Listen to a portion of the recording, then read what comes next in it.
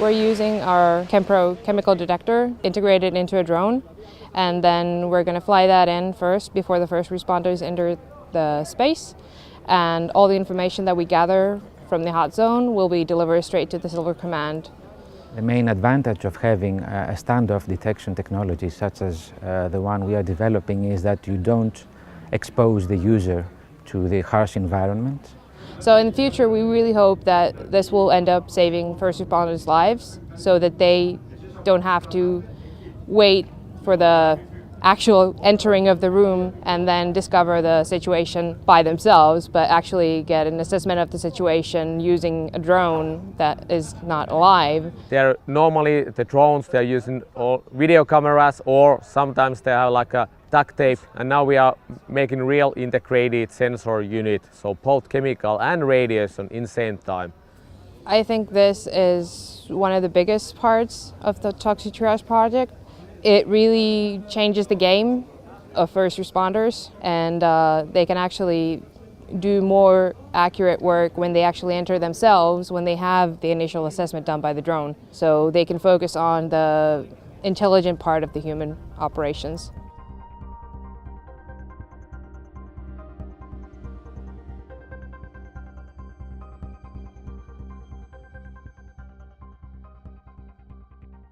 We have created the tag and trace system to enable better decision making in case of a mass casualty event. And we enable this decision making by, at a very early stage, so the first response, tagging all casualties, samples that are being taken and the equipment that's being used with NFC tags, so these fantastic little bracelets for instance. And what we do is we give them to the casualties, they designate the status of the casualties, so that they require immediate treatment or a delayed response. And then we tag them through different stages of the process. So first reconnaissance of what's going on with somebody, medical triage, decontamination, breath analysis, and so at the end we verify that they have actually been decontaminated and are being sent to the hospital or hopefully home. To my knowledge, what's being used most of the time now are paper triage cards, which require folding a piece of paper to the right color and then putting that in a pouch around a victim's neck, which works. I mean, it's always there, but it's very difficult for it to move information up the chain of command.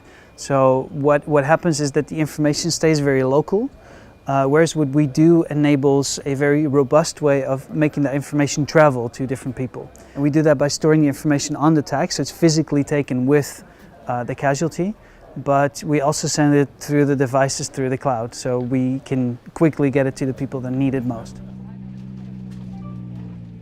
So we think that there's a very big advantage to being able to link people together with their family members, most importantly, because in these very bad incidents, what happens is that people get separated, and one of the main things that we hope to be able to do is actually make sure that that information stays together so that we can get a child, for instance, into proper care as soon as possible.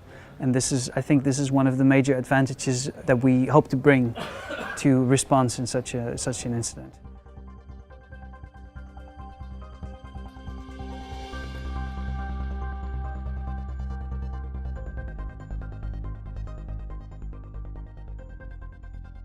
So we've got a breath analyzer called the breath spec, which is able to take people's breath and analyze the compounds in their breath within 40 seconds. And we are looking for specific signatures which are going to tell us that someone was possibly exposed to the chemical, biological or chemical agents. So one molecule within a trillion, you can find it. So within the TOXI-Triage project, we are bringing casualties in, having a breath sample taken, and then we are separating them from those who have been exposed and those who haven't. So what it allows us to do is rapidly triage patients so that we know whether to send them to hospital or whether to send them home. At the moment, people are waiting and they are dying while they wait.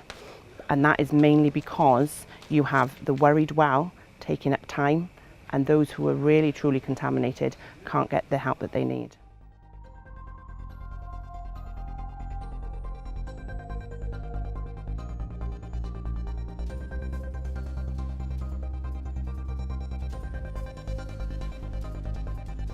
In the project we are here at the decontamination line, and the idea is to see and to test how we could use these type of instruments for proving that you have been decontaminated and there's no danger from the person and the people afterwards in the hospital or wherever with contamination.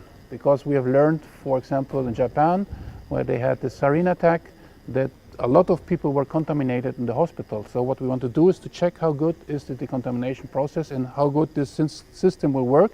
And most important, can we get this information also to a central unit, the integrator?